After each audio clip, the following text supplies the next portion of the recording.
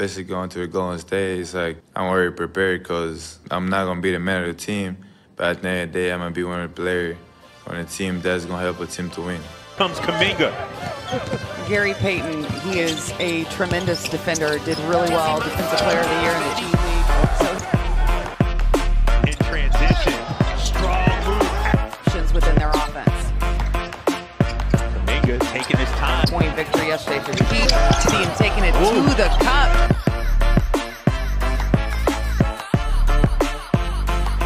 Back come the Warriors, down by 9. Kaminga, dribble drive, crossover, throws it down. Jonathan Kaminga.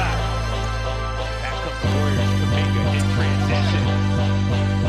Jesse motherfucking kids, baby. Oh my God, the Warriors have nailed the 2021 NBA draft and not only made good use of a lucky lottery pick, but they were able to select two players that easily could have both gone top 5 in many other drafts without even having an original top 5 pick themselves. Now, while I was high on Jonathan Kuminga, I assumed he was out of reach of the Warriors, so I did not even make a video having him come to the team, as I didn't think there was a chance he could fall to 7th. The moment I saw Kuminga sliding down the boards, my first live stream included making it very clear that if Kuminga becomes available at 7, the Warriors should have no choice but to select him. With the Raptors selecting Scottie Barnes at 4, Toronto Raptors select Scottie Barnes from Florida State University. the excitement that is the NBA draft began because Suggs for the last few months has been the 4th ranked prospect. The Magic selecting Suggs at 5 and OKC selecting Giddey at 6 for the obvious reason that they needed a facilitator, and lo and behold, Jonathan Kuminga fell into Bob Myers' proverbial lap. With this being a tough draft overall, this was one of the easier picks of the night in my opinion. A prospect the Warriors didn't even think would be available was selected at 7th, and a prospect they would have happily taken at 7 was available to them at 14th. There was no overthinking in this draft, and I commend the front office for the job they did in selecting these picks. In today's video, I do want to get into some detail on Jonathan Kuminga's game and how it will fit into the Warriors style of play, as well as the likely teammates he'll see the floor with throughout the year. Before that though, guys, I do want to say that there are a lot of mixed reactions on social media regarding these picks. The number of doom and gloom posts regarding Stephen Curry is astounding, much of it without merit to be honest. From calls that Steph Curry should be leaving the franchise, to speculation on the Warriors not contending or being fair to Steph Curry by providing him with veterans, the truth is that these fans aren't being honest with themselves or their followers if they're influencers. The first thing I'm gonna get out of the way is that the Warriors front office is not cheap. Bob Myers and co are not going to risk a championship for a few bucks. They have a very good idea of the team that they have and what it would take to get the team to the next level. In other words, the acquisition of a borderline superstar player at the forward or center position was a goal of the Warriors as this past season concluded. A player like Kawhi had a player option. DeMar DeRozan is an unrestricted free agent, so is Victor Oladipo, Blake Griffin, Nick Batum, and halfway through that list we're talking about veterans only capable of coming off the bench. Come on guys, we are expecting Bob Myers to go commando and rip a 19-year-old Jason Tatum off the Boston Celtics roster? Considering that at the time of the social media ramblings that free agency hadn't yet begun, people are just crying foul for absolutely no reason and would have done so if the Warriors managed to trade the 7th and 14th picks for the 1st and 2nd and selecting both Cade Cunningham and Jalen Green. That is to say, no matter what happens, until a championship is being celebrated, these fans will always find something somewhere to complain about, and even then possibly. What's worse is that it's not just Warriors fans that are talking junk about the team, which doesn't make any sense.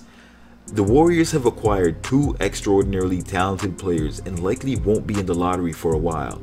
While some may see them as trade pieces, the franchise thankfully does not and will work to develop these players over the coming years while competing at the highest level. There's no sense in drafting players with an explicit intent to trade, as that not only immediately drops their value, but the potential for these things to come back in hindsight is fairly large. So what can we expect of our newly minted draft picks? Let's start off with our 7th pick.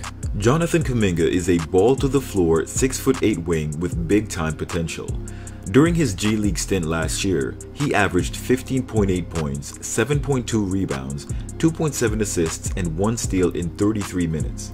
While those numbers are solid, his stats weren't rosy all around. He did have 2.6 turnovers, shot 38% from the field, hit 63% of his free throws, and made good on 25% of his shots from 3.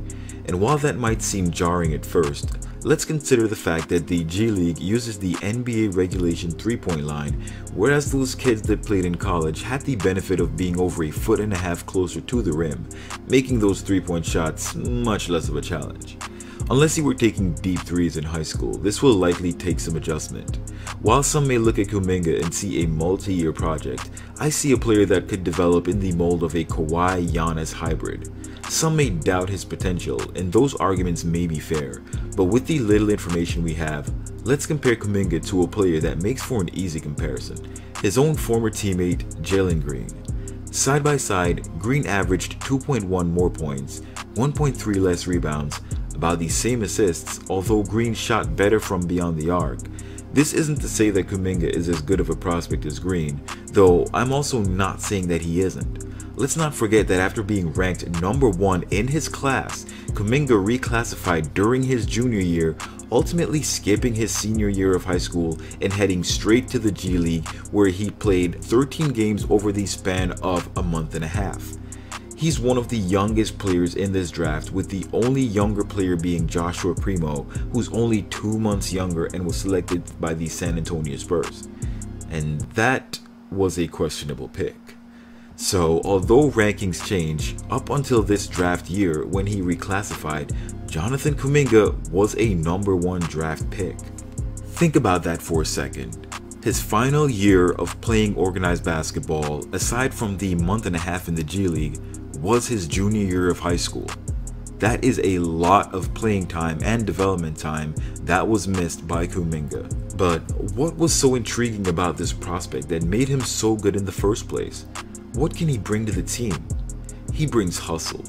As talented a player as Kuminga is, he's not worried about the stats. He's worried about the dubs. His playmaking ability. This is a very underrated part of his game, and while it doesn't stick out as much as some other playmakers in this draft, with the ball in his hands, his passing is enough of a threat to help his game as he further develops. He plays on both ends of the court. With his 6'11" wingspan, he's a sizable presence on the court in guards 1 through 4. On offense, this means he's too big, too strong to be defended by guards, and too fast, too quick for bigger players to stay ahead of him. His incredible upside makes this pick a no-brainer for the Warriors. He was the most talented player available at 7 and fits right into a gap in the Warriors' developing lineup. While there is a long-term vision to his development, the Warriors could get lucky and a fast-tracked Kuminga would make the Warriors a devastating team a couple of years down the road. With the Warriors having expressed no desire to trade, this doesn't mean that the team won't trade for the right asset down the road. This does mean, however, that the team is fully invested in having Kuminga as a part of the young core alongside James Wiseman and Jordan Poole. Add in Moses Moody and we have 3 legitimate top 5 picks, plus a man possessed with becoming the best thing out of Golden State not named Steph Curry, all between the ages of 18 and 22. Speaking of Moses Moody, this talented sharpshooter, whom the Warriors selected with the 14th overall pick, shot just under 36% from 3 in his lone freshman year at Arkansas and dropped almost 17 points per game while pulling down close to 6 rebounds. With a free throw shooting percentage that exceeds 81%, there's no question about his ability to shoot the ball. He can catch and shoot from anywhere and brings a ton of potential defensively. As a 3-and-D prospect, he projects to be the best that was available in this draft and can score with ease at all 3 levels. With a wingspan of 7 feet, he has the length to develop into an elite defensive player and should be able to guard 1 through 3 at least. If nothing, he can immediately bring shooting and rebounding off the bench. Add these talents to a starting 5 that is easily a top 3 seed in the West without any additional changes, and the Warriors are in title contention. Let's also consider that the Warriors plan on adding veteran help this offseason with the possibility of signing Andre Iguodala and Marquise Chris. This roster is starting to look deeper than a next-gen SLS launched deep space probe. including JTA and Looney. That's 15 spots loaded with talented players or players with plenty of experience with the team to make one of the scariest lineups come next year. Oh yeah, don't forget to hit that like button and subscribe to the channel for more Swish culture. Till next time, swish. Hey, the shit got word, I'm a player, the real player. I don't give a prayer, man, fuck a naysayer. I block so hard, sweetie get served. Call me Lonzo Ball, bitches get swerved.